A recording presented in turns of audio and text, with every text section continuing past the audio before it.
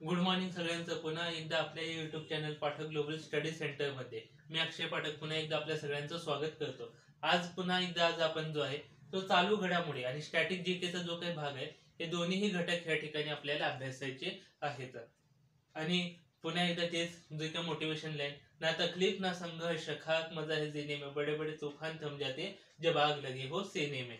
जे आता माणूस म्हटलं की त्याच्या पुढे समस्या अडचणी हा जो काही घटक आहे हा सगळ्याच माणसाच्या पुढे असतो. मग तो कोणत्याही सेक्टरचा असो, तो बिझनेसमॅन असो, तो विद्यार्थी असो किंवा तो काही असो, त्याच्या पुढे संघर्ष जो आहे हा जीवनामध्ये हा कायम जो आहे तो त्याच्या पुढे हा असतो. आणि कोणतीही गोष्ट असू दे ती कहत असताना काही अडचणी ह्या येतच असतात. आणि अडचणी येणे हा पार्ट ऑफ लाईफ आहे, म्हणजे जीवनाचा एक भाग आहे. आणि त्या अडचणींना यशस्वीपणे तोंड देणे हे आर्ट ऑफ लाईफ आहे, म्हणजे एक जीवनाची कला जी आहे ती आपल्याला असल्याची दिसून येते. अशाच एका व्यक्तीची कथा आपण बघितलं आहे. जे काही बाहबी फेल जो काही मूवी जी आहे, बाहबी फेल,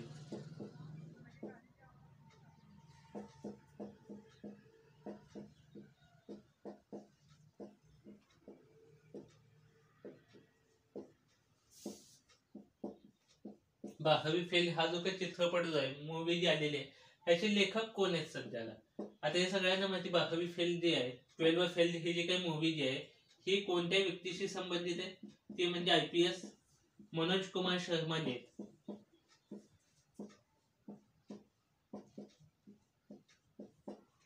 IPS मनोज कुमार शर्मा जे आहेत त्यांच्याशी संबंधित, त्यांच्या जीवनाशी संबंधित जे आहे ते 12 फेल ही मूवी जी आहे ती आपण काढलेली आहे. मग ह्याचे लेखक कोण आहे? ह्याचे लेखक आहेत अनुराग पाठक. अनुराग पाठक जे आहेत ते ह्या चित्रपटाचे आपल्याला लेखक जे आहेत ते असलेले आपल्याला दिसून येतात. आणि IPS मनोज कुमार शर्मा यांच्याशी संबंधित आहेत.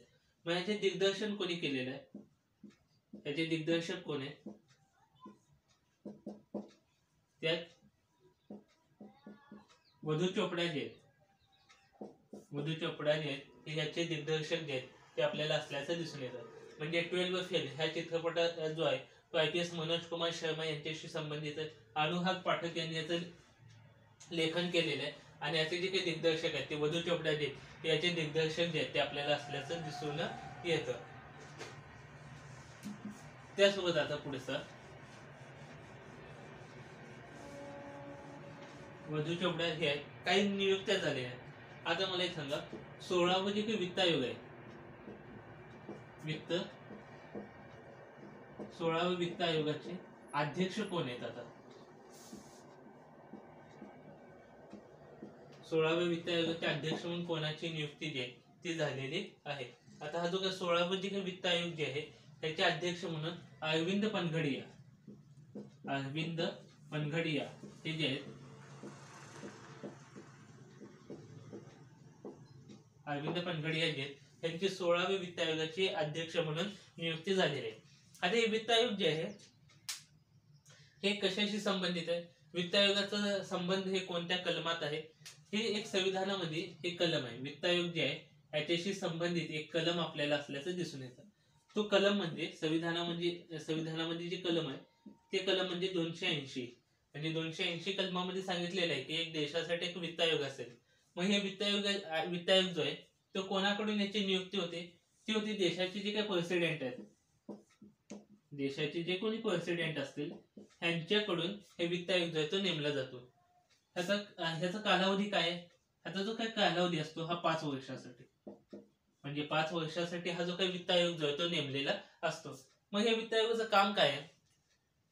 केंद्र शासनाने किंवा आपल्या राज्य शासनाने त्यांचा जो काही टॅक्स आहे किंवा ज्याला महसूल म्हणतो त्याच्याशी संबंधित जे काही कामं जे आहेत ते वित्त आयोग जे आहेत त्याच्याकडे केलं जातं. आणि तसंच आपलं जे काही राज्य शासन आहे ते देखील वित्त आयोग नेमतं. पण ते वित्त आयोग जे आहे ते पंचायत व्यवस्थेशी संबंधित असतं. म्हणजे हे जे काही केंद्राचं जे काही वित्त आयोग असतं ते केंद्र शासन आणि राज्य शासन यांच्या दोघांशी संबंधित आहे. म्हणजे दोघांसाठी एक सामायिक वित्त आयोग जे ते आपल्याला असल्याचं दिसून येतं. पण आपलं जे काही राज्य शासनाकडून जे वित्त आयोग नेमलं जातं ते केवळ पंचायत व्यवस्थेशी संबंधित जे ती कामं जी ती पाहत असलेलं आपल्याला दिसून येतं. ह्या वित्त आयोग ह्याचा कलम 280 महत्वाचा आहे की वित्त आयोगाचे जे काही वित्त आयोग जे आहे ते कोणत्या कलमाशी संबंधित आहे. वित्त आयोग जो आहे तो कोणत्या कलमाशी संबंधित आहे, कलम 280. 5 वर्षासाठी याची नियुक्ती केली जाते आणि देशाच्या राष्ट्रपतीकडून प्रेसिडेंट कडून हे वित्त आयोग जो आहे तो नेमला जातो. आणि अरविंद पानगडे यांचे हे 16वे वित्त आयोगाचे सध्याला आपल्याला अध्यक्ष असलेले दिसून येतात. त्यासोबत एक आहे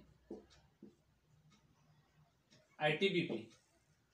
ITBP जे आहेत त्याचे नवीन महासंचालक कोण बनलेले आहेत?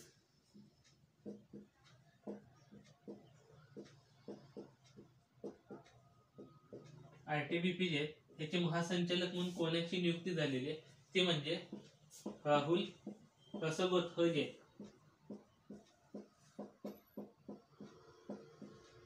राहुल रसगोत्थजे हे ITBP ह्याचे नवीन महासंचालक म्हणून नियुक्त झालेले आहेत.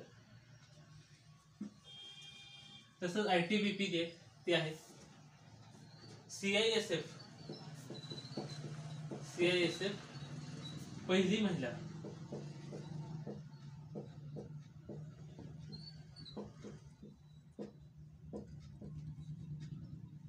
याचे महासंचालक कोण बनले? CISF जे याची पहिली महिला महासंचालक बनली.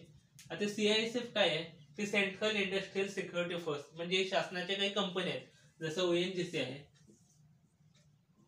ONGC किंवा SEBI असेल, अशा अनेक कंपन्या आहेत ज्या कंपन्या जे आहेत त्याचं संरक्षण करण्याचं काम जे आहे ते आहे CISF कडे. आणि CISF ची पहिली महिला जी काही महासंचालक बनली ती म्हणजे IPS नीना सिंह. जे आहेत त्या पहिल्यांदा CISF च्या महिला महासंचालक आहेत ते नीना सिंह बनलेल्या आहेत. आता सगळ्यात महत्वाचा क्वेश्चन नवीन एक जो आहे तो म्हणजे स्टॅच्यू ऑफ सोशल जस्टिस.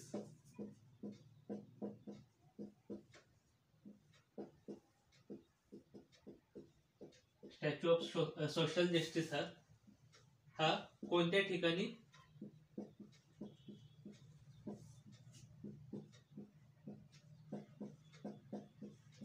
स्थापन केला?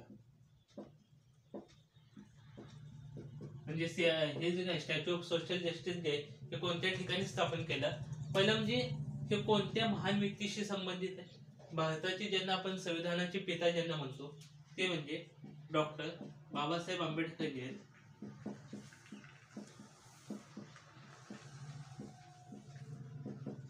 डॉक्टर बाबासाहेब आंबेडकर जे यांच्याशी हे संबंधित आहे स्टॅच्यू ऑफ सोशल जस्टिस. म्हणजे डॉक्टर बाबासाहेब आंबेडकरांची ही प्रतिमा जी आहे ही स्थापन केलेली आहे. ह्याची उंची किती आहे? ह्याची उंची जी आहे हे 215 फूट. 215 फूट जे आहे याची उंची जी आहे ते आपल्याला असल्याचं दिसून येते. 215 ने ते 125 फूट. 125 फूट जे ती ह्याची उंची जी आहे ती आपल्याला असल्याचे दिसून येते. त्यासोबत हे कोणत्या ठिकाणी स्थापन झालं तो म्हणजे विजयवाडा. विजयवाडा जो काय आंध्र प्रदेश मध्ये जे येतं विजयवाडा त्या ठिकाणी आपल्याला स्थापन झालेलं आहे. म्हणजे स्टॅच्यू ऑफ सोशल जस्टिस हे कोणत्या ठिकाणी स्थापन झालं? हे विजयवाडा ह्या ठिकाणी स्थापन झालं. 125 फूट उंचीचे आणि डॉक्टर बाबासाहेब आंबेडकर जे आहेत त्यांना भारताचे संविधानाचे पिता ज्यांना म्हणतो त्यांच्याशी संबंधित ही प्रतिमा जी आहे ती आपण स्थापन केलेली आहे. आणि याची उंची 125 फूट जी आहे ती अतिशय महत्वाची. 125 फूट जी आहे त्याची उंची आपल्याला असल्याचं दिसून येतं. मला एक सांगा, तशीच एक प्रतिमा जी तसंच एक स्टॅच्यू जो आहे तो आपल्या इथे देखील स्थापन केलेला आहे ज्याला म्हणतो आपण statue of knowledge.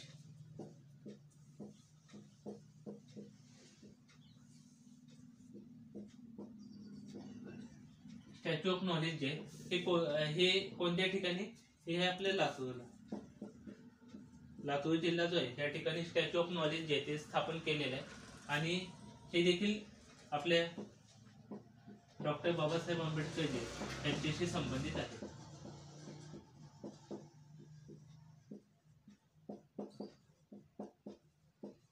Doctor Babasaheb Ambedkar Ambedkar त्यांच्याशी संबंधित स्टॅच्यू ऑफ नॉलेज हे आहे आणि हे लातूर या ठिकाणी स्थापन केलेलं आपल्याला दिसून येतं. आणि ह्याची उंची किती आहे, स्टॅच्यू ऑफ नॉलेजची उंची किती आहे हे मला कमेंट बॉक्स मध्ये सांगायचं आहे. त्यासोबत आजचा हा जो काही सेकंड क्वेश्चन आहे, सेकंड क्वेश्चन असा आहे की 2024 चा इंडिया ओपन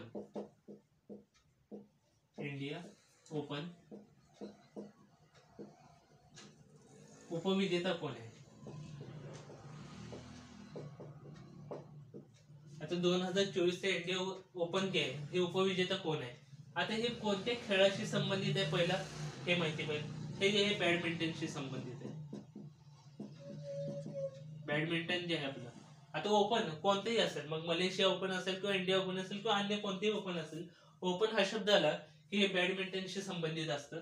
आणि हा जो काही 2024 इंडिया ओपन जे आहे ह्याचं आयोजन जे आहे, ह्याचं जे काय आयोजन जे आहे हे कोणत्या ठिकाणी केलेलं होतं ते म्हणजे KD Jadhav stadium. KD Jadhav stadium जे आहे, केडी जाधव स्टेडियम जे हे आहे दिल्ली या ठिकाणी. केडी जाधव स्टेडियम जे आहे दिल्ली या ठिकाणी याचं आयोजन झालेलं होतं. आणि 2024 चा उपविजेता जो आहे तो म्हणजे सात्विक आणि चेहक जे आहे ह्या जोडीला जे आहे ते उपविजेते जे पद जे आहे ते मिळालेलं आहे. म्हणजे 2024 चे इंडिया ओपन उपविजेता कोण आहे, ह्या सात्विक आणि चेहक यांची जी काही जोडी आहे ही आहे. याचं आयोजन झालं होतं केडी जाधव स्टेडियम दिल्ली या ठिकाणी. आणि हा 2024 इंडिया ओपन जे आहे हा बॅडमिंटनशी संबंधित खेळ जो आहे तो आपल्याला दिसून येतो.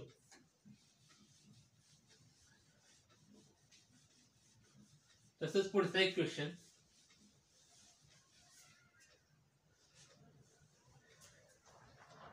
पुढचा क्वेश्चन असा आहे की पी व्ही सिंधू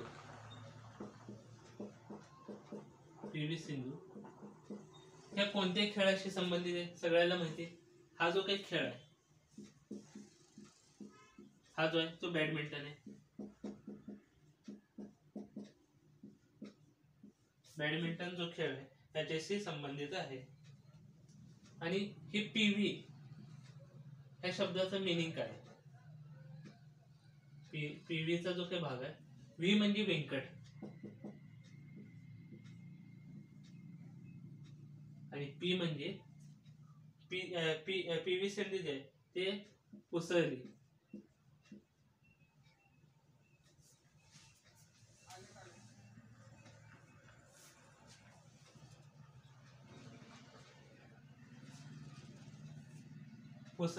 पुसरला जो आहे, पुसरला व्यंकट जे आहे हे याच्याशी संबंधित आहे.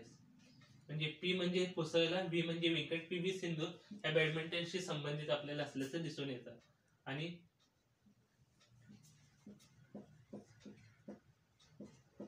सॅटलिंग टू द टॉप हे जे काही पुस्तक आहे हे ह्यांच्याशी संबंधित आहे. सॅटलिंग टू द टॉप जे आहे हे जे पुस्तक आहे हे पी व्ही सिंधू यांच्याशी संबंधित आपल्याला असल्याचं दिसून येतं. त्याचा पुढचा क्वेश्चन आपण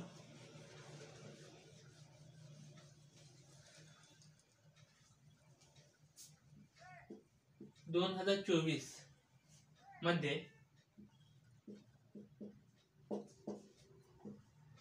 मुंबई मॅरेथॉन जे आहे विजेता कोण आहे. 2024 मुंबई मॅरेथॉन जे झालेलं आहे त्याचा विजेता कोण आहे. मग तो महिला आणि पुरुष म्हणजे मेल आणि फिमेल या दोघांमध्ये विजेता कोणत्या देश बनलेला आहे तो म्हणजे इथिओपिया. इथिओपिया जो आहे तो ह्यामध्ये विजेता जो आहे तो आपल्याला असल्याचं दिसून येतं. इथिओपियाची राजधानी काय, आदिस अबाबा.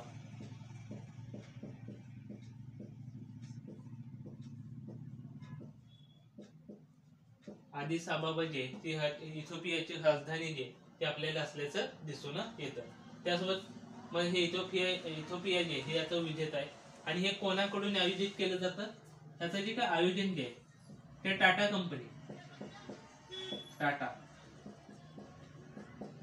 टाटा कंपनी जी आहे ती याचं आयोजन जे आहे ते करत असते. आणि 2024 मध्ये इथिओपिया ही त्याचा विजेता आहे. आणि अदिस अबाबा जो आहे ती इथिओपियाची राजधानी जी आहे ते आपल्याला असल्याचं या ठिकाणी दिसून येतं.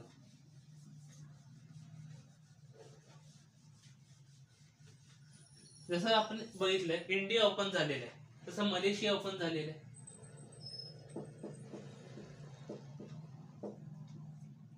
मलेशिया ओपन 2024 ह्याचा उपविजेता कोण आहे?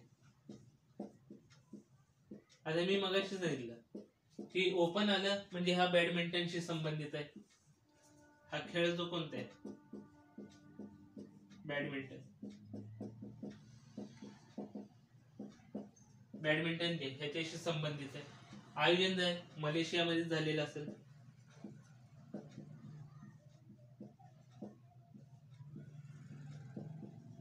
आयोजन जे ते मलेशिया या ठिकाणी झालेलं आपल्याला दिसून येईल. सेकंड गोष्ट म्हणजे ह्याचा उपविजेता कोण आहे?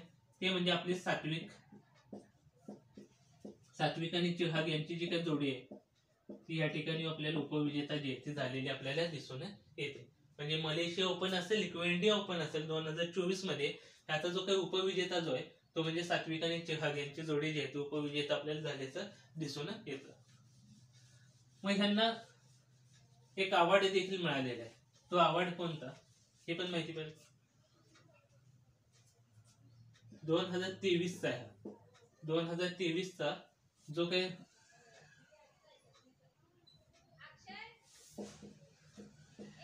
आता मला एक सांगा 2023 चा मेजर ध्यानचंद खेल रत्न अवॉर्ड जो आहे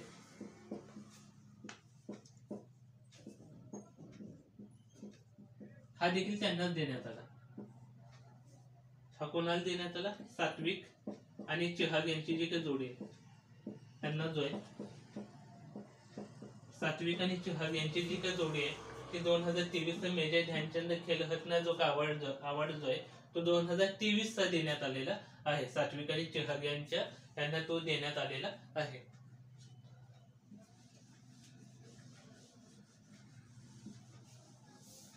सात्विक आणि चिराग यांना हा जो काही अवॉर्ड जो आहे तो देण्यात आलेला आहे. आता हे सांगितलं की मुंबईमध्ये जो काही मुंबई मॅरेथॉन ती कोणत्या ठिकाणी झालेली होती? ती मुंबई या ठिकाणी टाटा कंपनीने आयोजित झालेली होती. आणि इथिओपिया जो आहे तो यामध्ये विजेता जो आहे तो आपल्याला झाल्याचं दिसून येतो.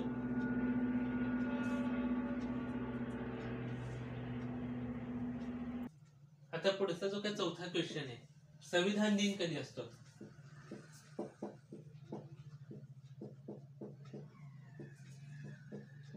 संविधान दिन जो आहे तो कधी असतो हे माहिती पाहिजे.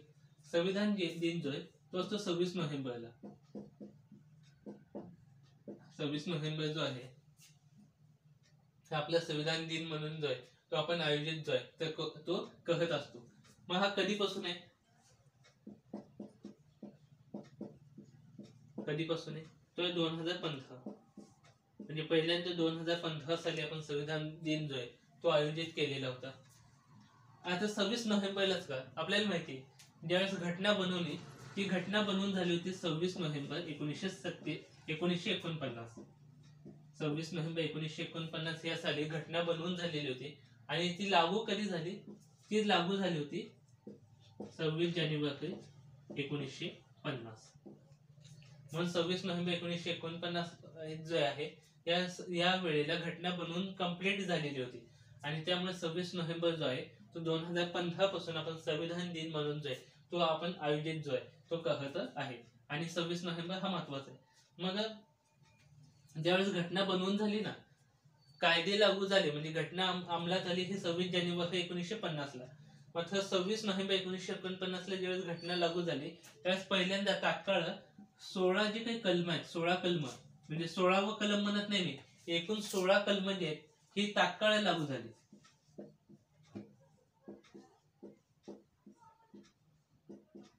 16 कलम जे आहेत म्हणजे काही कलम आहेत 5, 6, 7, 8, 9 असे 60 असे वेगवेगळे कलम आहेत. 16 कलम आहेत एकूण ते. असे 16 कलम जे ते लगेचच लागू झाले. असं क्वेश्चन येतो की 26 नोव्हेंबर 1949 रोजी किती कलम हे तात्काळ लागू केली? त्या 16 कलम जे ती देशामध्ये तात्काळ लागू केली. आणि संपूर्ण जे काही घटना जे आहे देशाचं संविधान हे 26 जानेवारी 1950 या दिवशी लागू केलं. आणि त्यामुळे या ठिकाणी आपण प्रजासत्ताक दिन जो आहे तो आपण आयोजित जो आहे तो असतो आपला. आणि संविधान दिन जो आहे तो 26 नोव्हेंबरला असतो. 2015 पासून जे आहे ते ह्याचं आयोजन जे आहे ते केलं जात आहे. मला एक सांगा, आता घटना जी आहे आपली, ह्या घटनेमध्ये काही गोष्टी ज्या आहेत त्या अन्य देशाकडून घेतलेल्या आहेत. मग त्या असं विचारलं जातं की घटनेचा सोर्स काय आहे?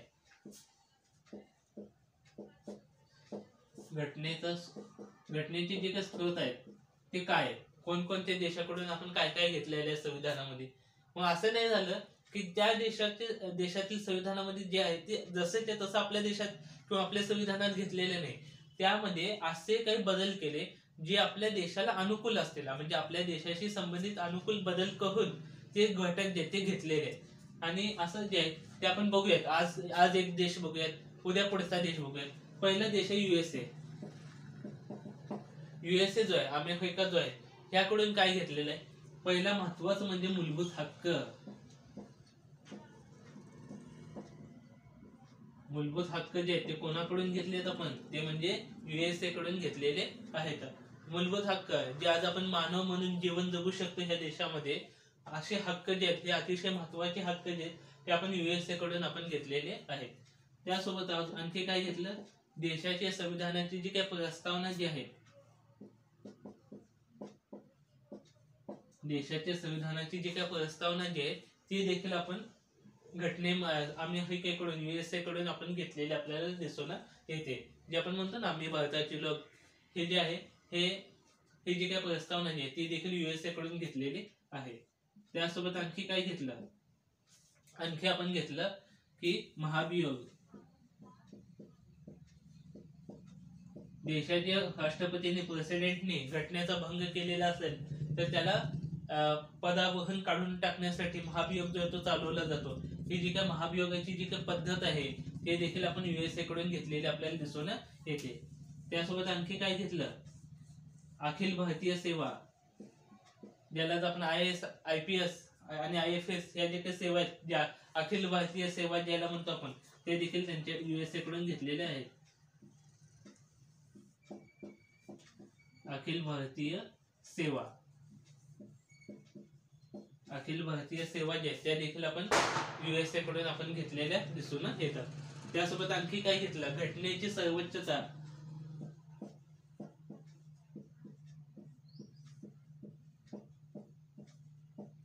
घटनेची जी काही सर्वोच्चता आहे ही देखील युएसए कडून घेतलं. घटनेची सर्वोच्चता म्हणजे काय? ही देशामध्ये घटना हीच सगळ्यात वरती जे किंवा घटना ही सगळ्यात सर्वोच्च आहे असं आपण मानतो. म्हणजे कोणताही कायदा, कोणताही नियम, कोणतीही व्यक्ती ही घटनेच्या खाली असेल आणि घटना ही देशामध्ये सर्वोच्च असेल. आपल्या देशामध्ये सगळ्यात मोठी काय आहे? ही घटना जी आहे, देशाचं संविधान जे आहे हे देशामध्ये सगळ्यात मोठं आपल्याला असल्याचं दिसून येतं. आणि घटना जसं सांगेल त्या पद्धतीनेच देशाची व्यवस्था जी आहे ती चालेल. म्हणून घटनेची सर्वोच्चता जी आहे हे देखील आपण युएसए कडून आपण हा भाग जो तो घेतलेला दिसून येतो. आणखी काय घेतलं? न्यायिक पुनरावलोकन.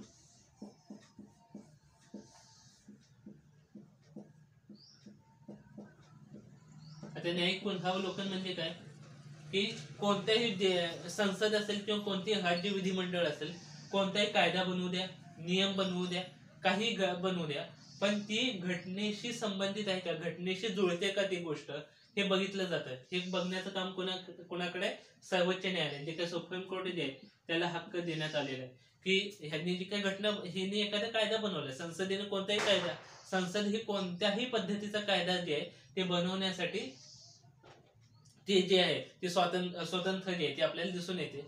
पण संसदेने केलेला कायदा ही घटनेशी मिळतं जुळतं आहे का, घटनेचं उल्लंघन करतं? हे घटनेचं जे उल्लंघन एखादा कायदा बनवत असेल, तो कायदा तो रद्द करण्याचा हक्क जो आहे तो सुप्रीम कोर्टाला आपल्याला असल्याचं या ठिकाणी दिसून येतो. म्हणजे न्यायिक पुनरावलोकनाचं तत्व जे ते देखील आपण युएसए कडून घेतलेलं आहे. त्यासोबत आणखी काय घेतलं? न्यायिक पुनरावलोकनाचं तत्व घेतलं, मूलभूत हक्क घेतले, प्रस्तावना घेतलं, महाभियोग घेतलं. त्यासोबत आणखी एक घेतलं, कायद्याचं समान संरक्षण. कायद्याचे समान कायद्याचं समान संरक्षण जे ते देखील आपण अमेरिकेकडून घेतलेले दिसून येतं. आता कायद्याचं समान संरक्षण तुम्हाला माहिती आहे, मूलभूत हक्काचा जो काही पहिला जे काही कलम आहे त्यामध्ये कायद्यापुढे समानता आणि कायद्याचं समान संरक्षण असे दोन्ही घटक या ठिकाणी दिसून येतात. आता कायद्यापुढे समानता म्हणजे काय? एखादा कायदा आहे हा सगळ्यांना समान पद्धतीने लागू होईल. कायदा कुणालाही भेदभाव करत नाही, मग तो कोणत्याही बाबी असो, मग लिंग असेल किंवा मग त्यासोबत जात असेल, धर्म असेल, वंश असेल, भाषा असेल, कोणत्याही घटक जो आहे तो भेदभाव होऊ शकत नाही असं म्हणतं कायद्यापुढे समानता. मग तो कोणीही असेल, सगळे हे कायद्यापुढे समान असेल हे आपण घटनेमध्ये सांगतं. आणि हे कायद्यापुढे समानता हे ब्रिटनकडून, युके कडून घेतलेलं आहे. आणि कायद्याचं समान संरक्षण जे आहे ते अमेरिकेकडून घेतलेलं आहे. हे काय सांगतं? कायद्याचं समान संरक्षण म्हणजे काय की कायदा हा सगळ्यांना कायदा जो आहे हा सगळ्यांना समान पद्धतीने लागू असेल, मात्र भिन्न परिस्थितीमध्ये कायदा हा भिन्न पद्धतीने लागू होईल. ऍज एक्झाम्पल घेतलं, आपण एक्झाम देत असतो आपण. एखादी व्यक्ती एक व्यक्ती हँडिकॅप आहे, एक व्यक्ती हँडिकॅप आहे आणि आपण जे आहे हे व्यवस्थित आहे, सगळे आपल्याला हात पाय आपलं सगळे धड जे आहे ते व्यवस्थित आहे. मग काय असतं, तुम्ही वाचलं असेल, जे काही हँडिकॅप व्यक्ती असतात त्यांना एक 15 मिनिट 20 मिनिट हे जास्त असतं वेळ पेपर देण्यासाठी. मग तो कॉलेजचा असेल किंवा आपल्या कॉम्पिटेटिव्ह एक्झाम मध्ये असेल, थोडासा वेळ जो आहे तो आपल्यापेक्षा थोडासा जास्त असतो. का जास्त असतो? मग असं म्हणायचं का तिथं ते काय सांगितलं घटनेमध्ये, कायद्यापुढे समानता, मग सगळ्यांना त्याला पण आम्हाला 20 मिनिटं आहे त्यालाही 20 मिनिटं द्या, असं नाही का? ह्याने कायदा काय म्हणतो आपला की समान परिस्थितीत कायदा हा समान पद्धतीने लागू होईल आणि भिन्न परिस्थितीत कायदा हा भिन्न पद्धतीने लागू होईल. म्हणजे काय की त्याला जो आहे तो हँडिकॅप आहे, त्यामुळे कायदाच सांगतो की त्याला 15 ते 20 मिनिटं जे असेल कायद्याच्या पद्धतीने त्यानुसार त्याला जो काही अधिक वेळ जो आहे तो दिला जातो. आणि त्या ठिकाणी भांडून उपयोग नाही आणि भांडायला कोण. त्यामुळे कायदा जो आहे हा समान परिस्थितीत समान पद्धतीने लागू होतो आणि भिन्न परिस्थितीत भिन्न पद्धतीने लागू होतो. म्हणून कायद्याचं समान संरक्षण जे आहे ह्या ठिकाणी देण्यात आलेलं आहे. आता काही ठिकाणी बसमध्ये गेला की या ठिकाणी कसं असतं, काही जागा जी असतात, काही सीट्स जे असतात ते महिलांसाठी असतात जागा, आणि त्या ठिकाणी पुरुषांना बसलं की त्या ठिकाणी उठवलं जातं. का? ती जी जागा आहे ती महिलांसाठी जी आहे ती राखून ठेवण्यात आलेली आहे आणि ह्या ठिकाणी आपण जे आहे ते जाऊन बसू शकत नाही. म्हणून ते म्हणजे काय की कायद्यापुढे समान संरक्षण जे आहे, कायद्यापुढे समानता आणि कायद्याचं समान संरक्षण हे दोन्ही बाबी वेगवेगळ्या. याचा म्हणजे कायदा जो आहे तो समान परिस्थितीत समान पद्धतीने लागू होईल आणि भिन्न परिस्थिती भिन्न असेल तर तो भिन्न पद्धतीने लागू होईल. असे सगळे जे काही घटक आहेत ते युएसए कडून घेतलेले आहेत. मूलभूत हक्क असतील, प्रस्तावना असेल, महाभियोग असेल, अखिल भारतीय सेवा, IAS, IPS, IFS या जे काही सेवा ते आहे त्या घटनेची सर्वोच्च, त्या घटनेचे सर्वोच्च आहे देशामध्ये. न्यायिक पुनरावलोकनाचं तत्व आणि कायद्याचं समान संरक्षण जे आहे अशा सगळ्या गोष्टी जे आहेत त्या घटनेमध्ये घेतलेल्या युएसए कडून, या देशाकडून घेतलेल्या आहेत.